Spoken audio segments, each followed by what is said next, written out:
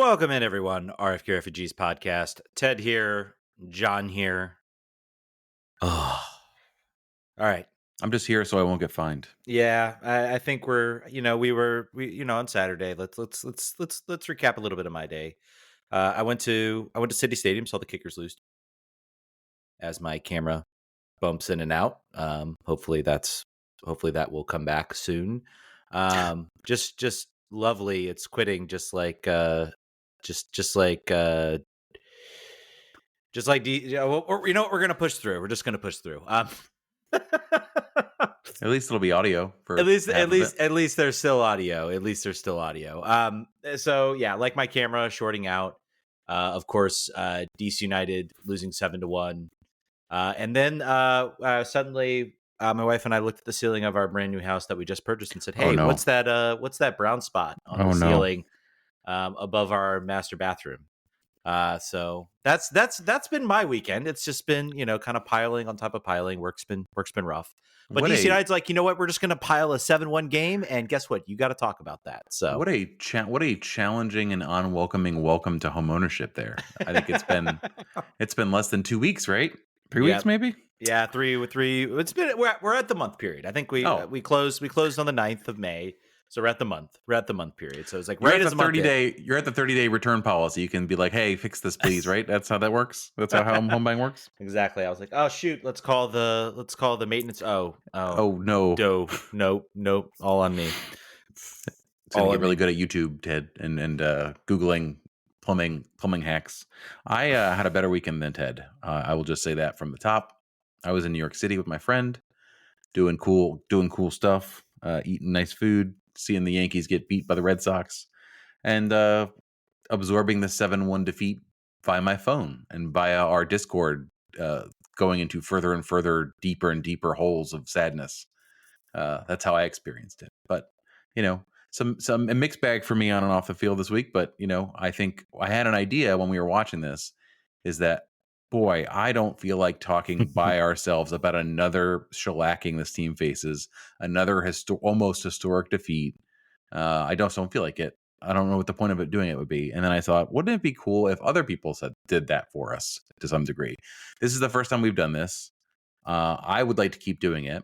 And we're going to figure out probably a more cohesive way to get these sent in. And so I don't have to beg for it over and over again.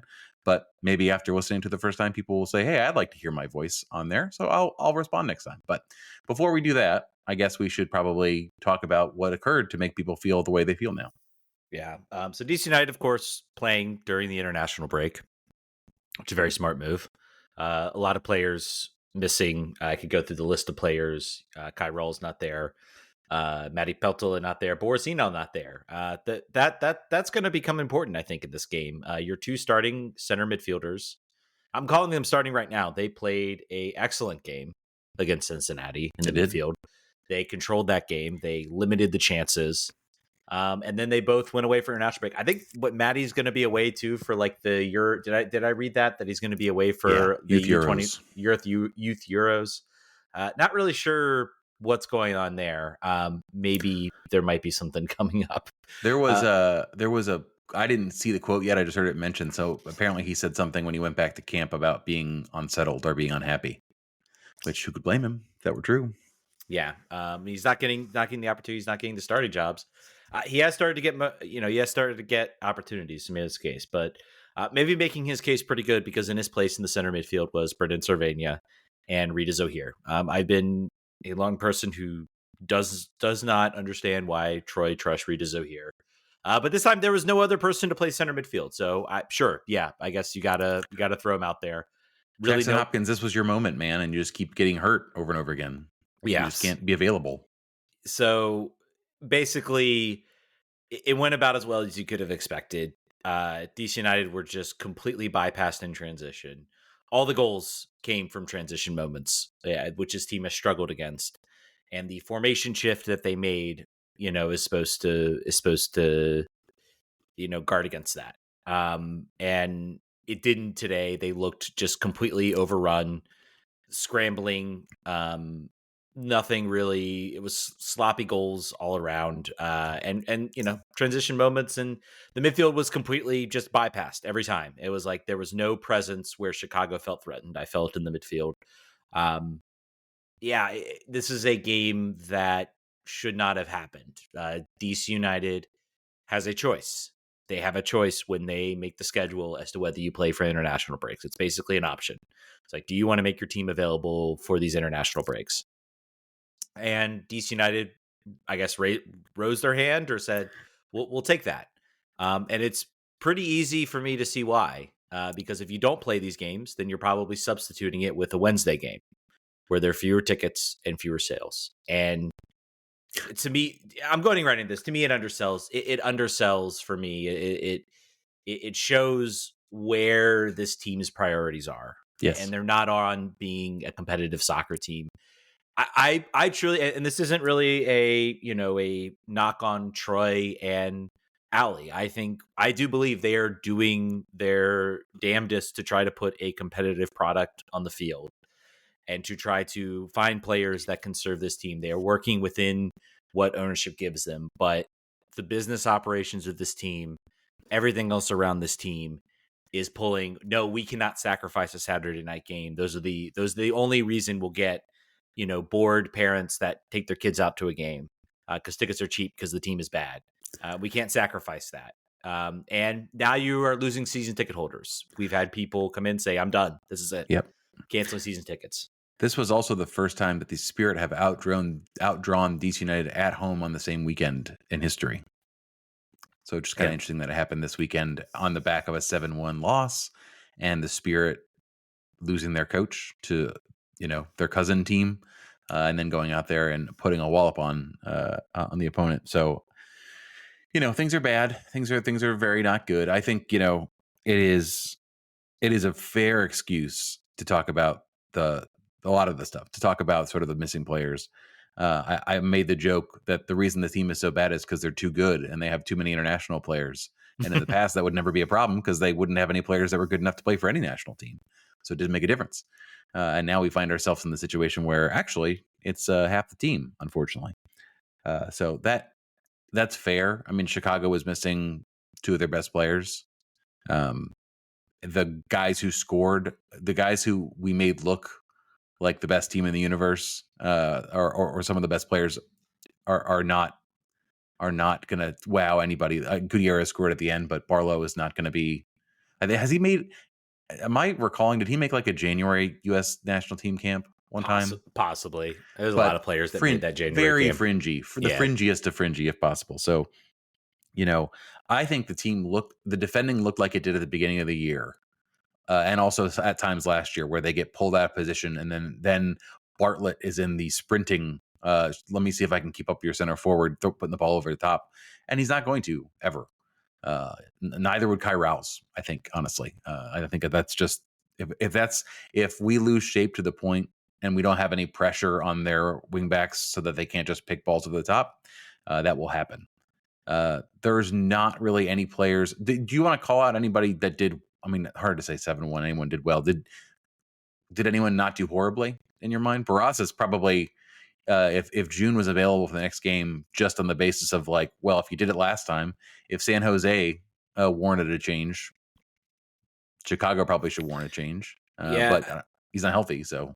Yeah, I mean, you can't really. Maybe we'll see Jordan Farr out. Who knows? There you go. Yeah, that's the rule. If you allow a touchdown, regardless of the defense in front of you, you have to sit down the next game. I mean, he came in and made some. I think there was one time 3 or 4 saves. I think. Yeah, they were down 1-0, and I think a shot goes off the post, and then no one reacts, and then there's a kind of a point blank shot, and Barraza loses his mind. He is like, "What is going on?" Like I think he was in a kill when the 7th goal went in. He was really. He was good. He stole the ball out of Bartlett's hand to the 3rd goal. So, I mean, he knows how this looks. Yeah. Like he it's like his name is signed on that thing. So he it's not good. His stats are not going to recover. Yeah, I mean, it was really, I'd call it anybody who did well. How can you call it anybody who did well in a 7-1 win? I guess Baji got a goal. Great. Gavin Turner made his first appearance. I don't think he really Stroud did. was almost a 7. That was what I was getting at. There was a funny little after this. I think it was down 6-1 or 5-1 maybe, and he was the only green number. I was like, well, how did that happen? What numbers is he just not around? Like when things happen, like everything's just happening outside of the field. It was I just a funny little. I guess so. I mean, I mean, this was awful. It was terrible. It was bad. You know, I don't, I want, and, people, we have to do a podcast about this team every Monday. Mm-hmm. And I want to think that, there have been some positive signs, particularly after the Cincy game, where you're like, okay, the team is under talented. That's clear. They need a DP. They need somebody out there creating chances. But maybe there is some gleam where if you can just raise the talent level a little bit on this team, they can, the other players will elevate and suddenly things will be better. And that's what you hope for. And really, I mean, this summer this is it. Like, I feel like this is potentially the breaking point for me, potentially the breaking point for a lot of fans. If you do not do something, and I'm not even talking Paul Pogba, I think that's pretty much done. He's gone. He's going to Ligue 1. Okay, yeah. So there you go. Great. Glad we went with the frickin' 3-3 model and not have the million in GAM. Thank you, Levian. For that BS. But De Bruyne is still available though. Hey, they're still, he's going to Chicago. I mean, that's pretty much done. That's pretty much. Well, they done needed him. Clearly, their offense is not doing well. They needed help. I don't know, maybe 7 goals. They're like, you know what? Actually, I think I'll go to DC. And they need more help. They need more help than me. I want the challenge. But no, it really is like, I mean, we're coming up June 9th. Window opens, I think, in a month or so. This team, I better start hearing in the next couple of weeks that this team has a signing ready to go. The Europe window's closed. The Europe teams are starting to look, and right now it's been a little quiet, and that's a little concerning, I think, from this point. I would have hoped to have heard at least a little bit about who this team has been talking to, who they're looking at signing, because this team needs a big splash this summer. They need a big number 10 creative player, attacking player. This has to be a player that leaps off the page, that shows that you are serious and you are ready to contend. And he needs to hit. Like, this has to hit. If he doesn't hit immediately too, it has to not only hit, but it has to hit the ground running. He has to we can't do in a year he'll be ready to go. Like, you got to put the tires on the ground immediately. No, he has to hit. He has to be a 100% a hit. So that's what this team faces right now. You got to do a Benteke again, basically. Yeah, it's and I don't know if it's fair to Ali, but this is the direction he took this club. So, you took this job, man. Yeah. This is what he did. He could have done something differently. He could have done things way differently. This is what he decided to trade Click. He decided to wait until the summer. Yep. He decided to go and get the players he got. And, I don't think he found a lot of terrible players. I think he found some okay to pretty good players, but okay to pretty good doesn't cut it in this Eastern Conference. Okay to pretty good doesn't cut it. I still think ownership forced the Ted sale based on a very weird answer that Troy gave in a press conference about, I had my thought, Ali had his thought, and ownership had their opinion quite obviously on it, I think is what he said. So we assume this was all Ali's plan. I assume that is the case because he took the job and he was probably told this is what our resources are, and he was probably within those constraints you get to play and you'll be accountable after 3 years or whatever. I don't think Jason knows enough to meddle in roster composition formats. He knows enough to be like, hey, Paul Pogba would be cool, but I think that's really where that ends. He's not a spreadsheet guy, I don't think. I truly think that we're speculating, by the way. Yeah, we're speculating. I think the Ted sale was, you look at the timeline of when they started talking to Paul Pogba, the fact that they had to go with the 3-3 model and they didn't get that extra $1 million in GAM. Colorado comes with an offer for $1 million and they're like, there's our $1 million in GAM to cover our roster right now that we weren't going to get out of the 2-4 model. And they went and they made the sale. And I mean, to be honest, I haven't really looked at Ted DiPietro's numbers. I know he's been starting for Colorado, but I mean, hasn't really been lighting up yet. No, We'll see what happens. He doesn't would look he be very better happy. than Rita Zohir? Yeah, he would be 100%. He would be, and that's my conspiracy theory is that that he needed the million in GAM. He was going to get it, and then ownership was like, nope, we're going to go get Paul Pogba, and so you have to keep that DP slot open because he's a free agent and he might sign before the window closes. So you have to hold that slot open, and you got to figure out a way to make the other pieces of your roster fit. That's my conspiracy theory in all of this. That's the only way to me that it makes sense. So I don't know. We're probably both wrong, but Yep. But we'll never know. We'll never know. We will never know. So let's get into the thing I talked about doing. We've got four listeners who called in and are going to share their thoughts on how they're feeling as DC United fans on the back of the season so far and the 7-1 loss at home to Chicago. This is Carlton. Hey, RFK Refugees. Thanks for the opportunity to sound off. To sum it up, pure frustration. Not sure what else to say other than that.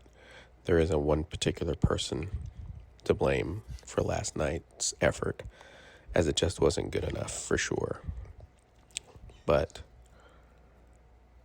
I can tell you that it looks like we have very, very soft ownership who doesn't support, and that's not acceptable. We all work our tails off and lay down good, hard money, and we deserve at least a palatable product, which we're not getting.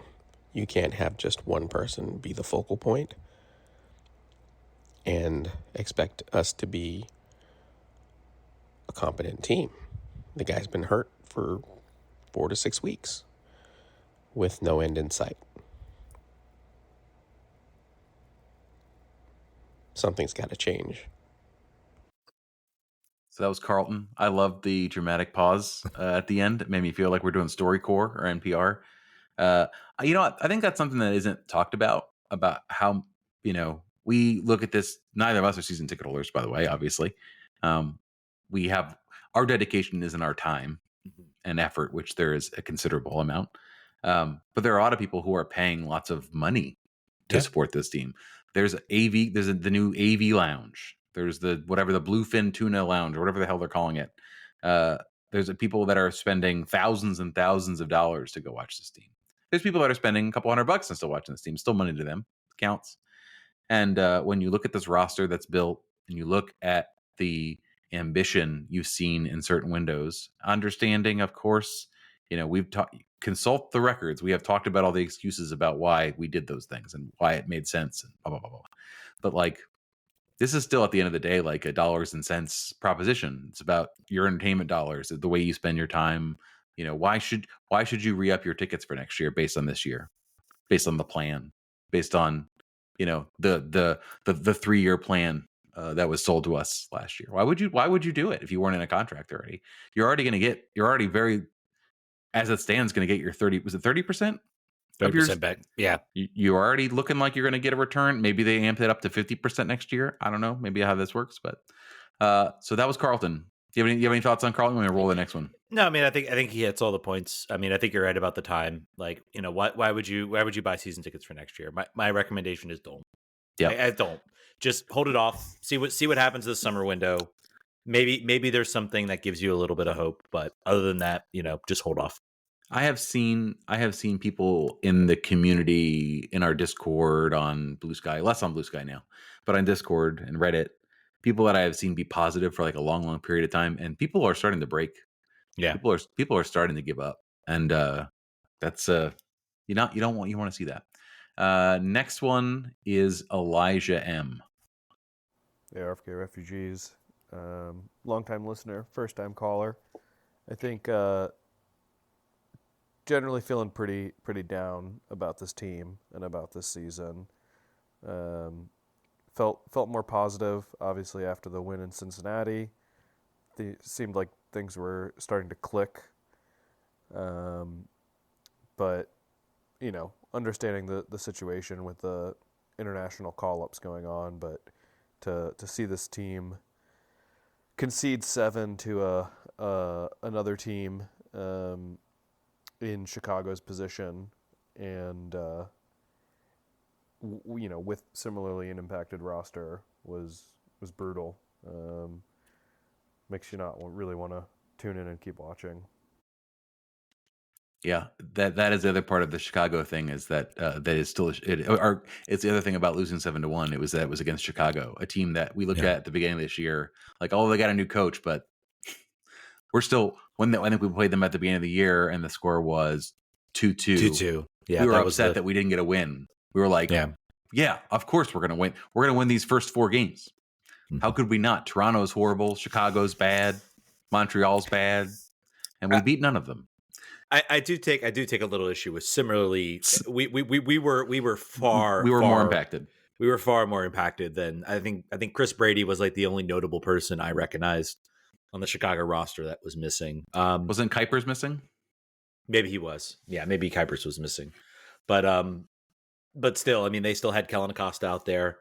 They still had several of their starting quality players out there, and they still had some good depth as well. They did not have to dig as far into the depth as we did. I don't think on their roster. Troy was forced to give a player that people have been calling for to play for 4 months, forced to give him 30 minutes. Yeah. I mean, at that point, what do you do?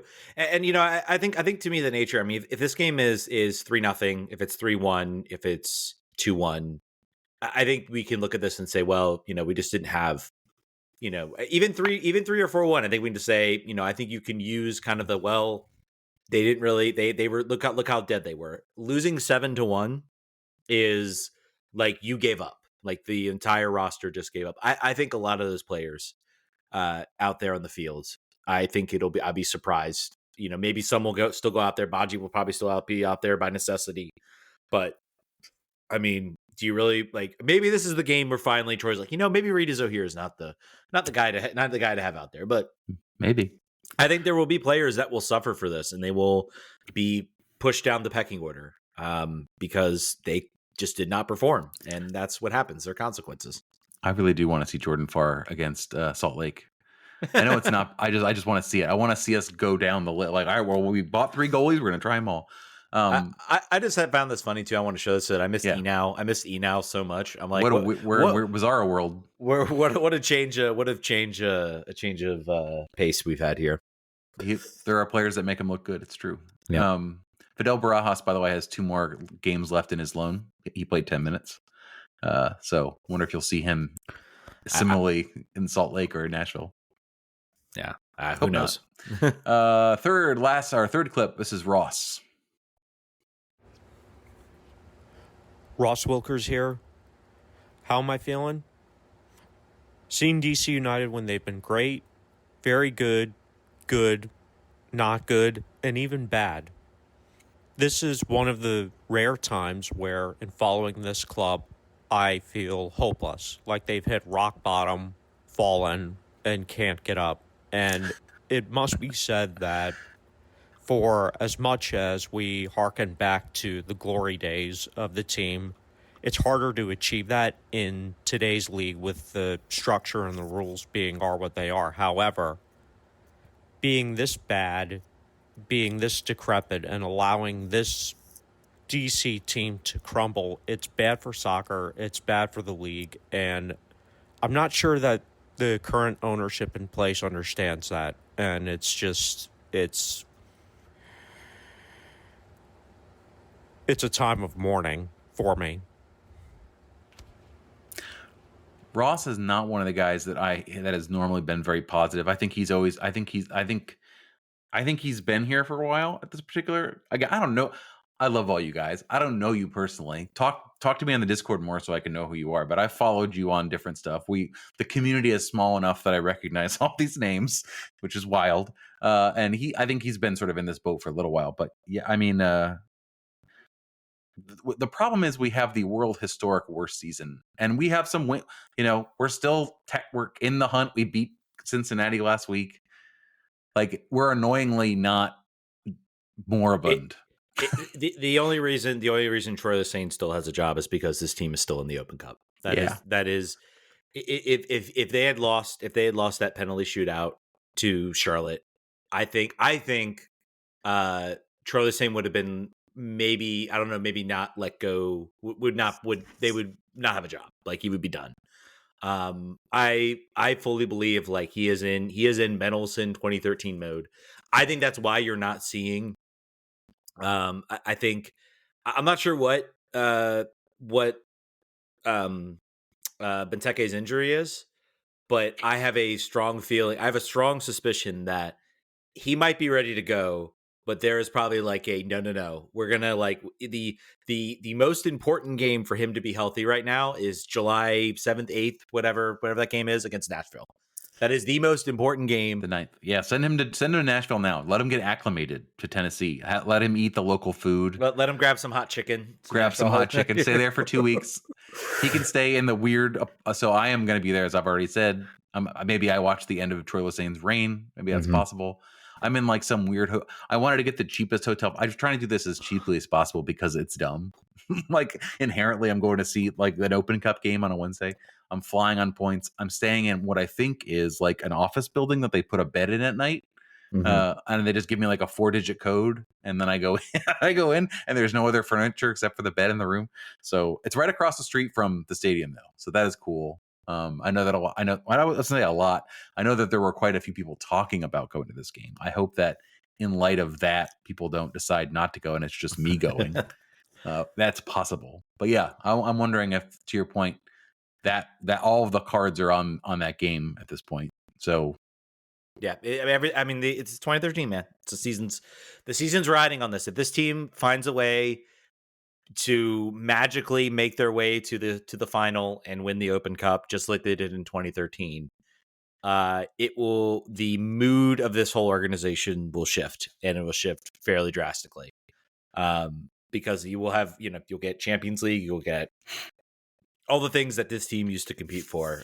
It would be, and you know what? It's surprisingly doable. You look at July 9th. I need to check. When does the international window open?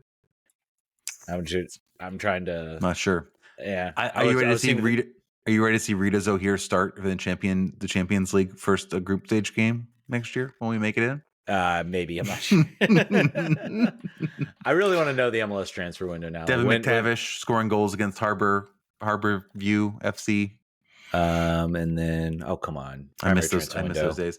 We also have after the Nashville Open Cup game, we travel the rest of the way across the country to play in the Wooden Spoon Derby against LA Galaxy in LA. Thursday, July 24th is actually when the window opens, so it's much later than I thought it was. So in 2, 4, 7 games from now. Yeah. So, but yeah, no, I mean, I guess back to Ross's point. I think mourning, is a good way to describe it. I feel like a lot of us, and maybe Ross was among these, that were like hopeful once. I think that's what really has been the breaking point. And I think a lot of people have talked about it. It's been, first it was, well, we got to get Casper out. We got to get someone new in there that can think about it. Casper's gone now. You're just kind of moving up the ladder of, first it was Olsen. Then it was like, okay, Casper's the problem. You harp on him for years. Now Casper's gone. Now it's like Ali's in here. And it's like, and then, you have the Pogba situation, the fact ownership is going after it. It really just feels like this team, again, the directionless nature of the club. It starts at the top. I was hopeful that, Ali would come in and Ali would have that direction. He would have that vision. Ownership would be bought in, and they would just sit to the side, let him do what he wants to do. But it's pretty clear that he was kind of brought in. And I think back to this. His first interview was not him alone. It was not Ali Mackay alone talking about the club. It was Ali Mackay and Jason Levian. They were the ones that did the interview. I think the first interview with Stephen Golf. The last time you saw Jason Levian, by the way. Yeah, that was the first, and that should have been a message that, this isn't Ali. Ali's not running the show, or not fully running the show. It is still coming from ownership, and ownership is willing.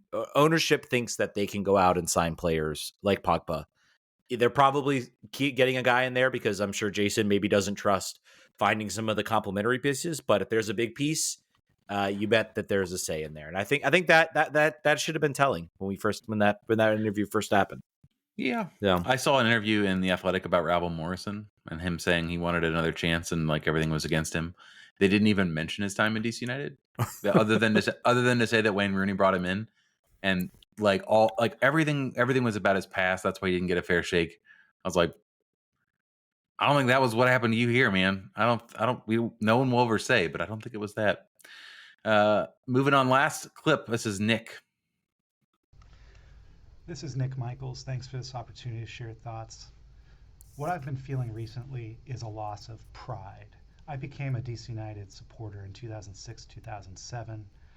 Obviously, we were doing well in MLS at that point. We would also punch above our weight in CONCACAF and with international friendlies. Now, obviously, the results in MLS have been very poor for many years. When we have international games, we have embarrassed ourselves. And that's really too bad. I found myself a decade ago telling friends about how DC United is underappreciated and actually much better than what the media would give them credit for. But now, it's the opposite. I will leave one positive note. If we ever get back to the playoffs and win some games, the joy we will feel will be much greater than if we had just consistent success over the last decade or so. We will just not be used to it, and it will feel great. So here's hoping for that. Thanks again. I like that. That makes us like Red Sox fans before 2003. Like it's just like an era of suffering. And because the league is only 25 or 26 years old, depending on how you count, I think based on how long it's been, if you like dog years, I think that's not probably too far off. I think that's probably pretty right. What made, you talk about 2013, what made that trophy feel so special? I think more special than, 2004 I'd say was big. I remember that was me. I started really, I've been a fan. I've been to games 96, 97, but you're 10, 11 years old, really like after the World Cup US, and then kind of entering that 2003 DC United. That's when I really started to like focus in and kind of seeing that, team culminate in the 2004 MLS Cup and then, the years that followed. But what made 2013 special was just how awful the team was and how bad they were and how it was just so unbelievably like non-watchable soccer. And then they kind of went on this magical run. And I think the old black and red, I think it was Martin, and I can't remember his last name. I think it was Schatzer. Yeah, it was after the Chicago game where this team won and they made it to the final. And he was like, you guys, DC's fun to watch again. And, then they go in, win that tournament, win that trophy. And that felt, I remember the like celebration at Gus's in Richmond. I just moved to Richmond at the time and everything surrounding that was so cool and so fun. And the joy you felt just winning that trophy, putting a trophy in the trophy case. It felt really good. And so, yeah, I contend like this will feel, if this team does manage to put it together and as far away as that seems right now, things can change quickly and they can change very, very quickly in this league. If this team does put it together, if they find a way to be successful and win, the joy will be very much unmistakable. It'll be, that's what sports is really all about. People ask, why do you support bad teams? Because when they're good, when they're amazing, and when they're fun, there's no better feeling. And I guess the last time I experienced it was the Kickers in 2022, where after just being like showing up to games and getting walloped like 7-0, similarly against Louisville, and then having a team that was fun to watch and winning that, supporters. The supporters shield, I guess, for USL. That stuff can be a lot of fun. So, yeah, man, it's a good point to have. I like that we ended on that one. I guess. Give some hope. I love doing this, guys. So I think I'm speaking for Ted. We're gonna keep doing this. It depends on like what happens in the week. But no matter what, I think we probably dedicate a little time to this. So if you want to be on the show and have something to say, rfkrefugees.com or no, rfkrefugees@gmail.com. Get our clips in. I listen to these before I put them on, and I will do that again to make sure that you don't say anything crazy on here. But please do speak your mind. I think there's a place for that. I think so. It's not just the couple of podcasts that still exist telling you what they think. Get your thoughts on too. Did we? Unless you disagree with our thoughts, and then we will not play you because we enforce a message discipline. Did we miss one, by the way? I feel like I saw someone. No, we got post. 4. Okay, we got 4. Okay, I thought someone posted in our Discord just now, so maybe someone actually. Maybe hold on, that's possible. I want to make sure we get them all. Yeah, no, for sure. Just vamp for 20 seconds for me. Yeah, I feel like the depression is really what's hit me with a lot of these fans. I think a lot of people that there's not really madness at that result, and I felt it too, just like watching the stands. Like I just I'm not angry anymore. It's just sad. I want this team to make me feel give me some life.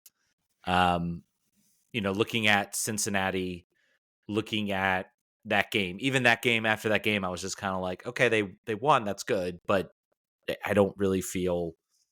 It didn't feel like sustainable. There were some good things, but again, it didn't feel like this was like a transformation of the team. And I guess that's maybe what I think we're all kind of looking for. We're looking for something to happen to this club in a game that actually says, "Oh, this is something that's actually like transformative." Like learning something new, seeing something different. And I think that's really been the problem this year, is that a lot of it stayed the same. Perani had a good game against Cincy, but he didn't do anything different or anything that made you go, huh. The only player that's really done that has been Joao Pedro. He's the only player that's come in and you feel like, okay, there's some good stuff here. Maybe Kojima has had some moments, though. I think he's kind of leveled out. So did we get another one, or did we? That's it. He was just saying he wishes he had sent it in. So again, get us in next week if you're listening to this on Tuesday. We'll have, I think the next game is an away game to Salt Lake, but I don't think it's for a week. Is that possible? When's the no, it's next week. It's the 14th. It's Saturday. Yeah, it's Saturday, 9:30, away game out in Salt Lake. Honestly, if you do a road trip, what? I thought you were going to say winnable game, but go ahead. No, saying if you do a road trip, going out to Sandy, Utah is quite a fun trip. So definitely worthwhile, in my opinion. And we've got a lot of the other teams in the Club World Cup as well. That stuff's kicking off. And America's doing great. We are. It is. I think anyone in the world would look at this country and say, I want to visit. Yeah. I want to give you my money and I want to come visit.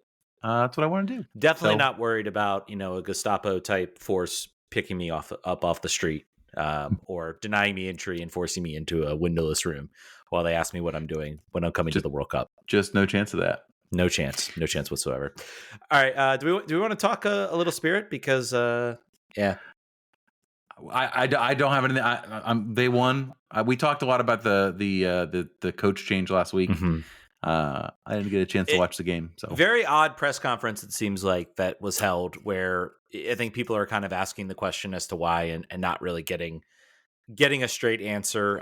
Geraldes coached his last game. Team now goes kind of on a international type break.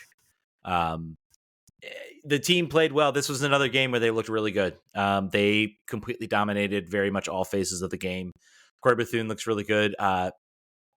Just a lot of sort of great passes. Gift Monday, I think, continues, in my opinion, to be kind of the underrated story amongst the watch season. And Brittany Radcliffe, man, she had herself a game. Goal and assist, right? Goal and assist. She hit the post at one point too. She looked really, really good in this game. And the header was just absolutely like hilarious, like kind of one of those like line drive headers where someone just like sticks their head out and there's just enough power that they can just like force it into the net. Just a great goal there. Great sort of counterattacking. This team is, I think, really starting to pick it up. They'll be a fun watch coming up. Hal Hirschfeld back healthy. Looks great. Rebecca Bernal, kind of that playmaking center back. She's been really good. So, despite the sort of the coach situation for this team continues to, I think, be able to spend and invest their money wisely to where they can make a difference. And it was a good game. And I think a dominant performance that they sort of needed to have if they're wanting to climb the standings. They're now sitting third in the standings. So they are 5 points out of first behind the Current, but they're currently tied with the Pride for that second spot. And Trinity back stateside. Yep, Trinity back state. So maybe we'll see her come back. There are conspiracy theories afoot that her medical exile was related to not getting along with the coach. And as soon as the coach is on his way out, she comes back. We'll see. Interesting. Yeah. Anyway, that was a good show. I'm sorry you had to look at just me for all of it.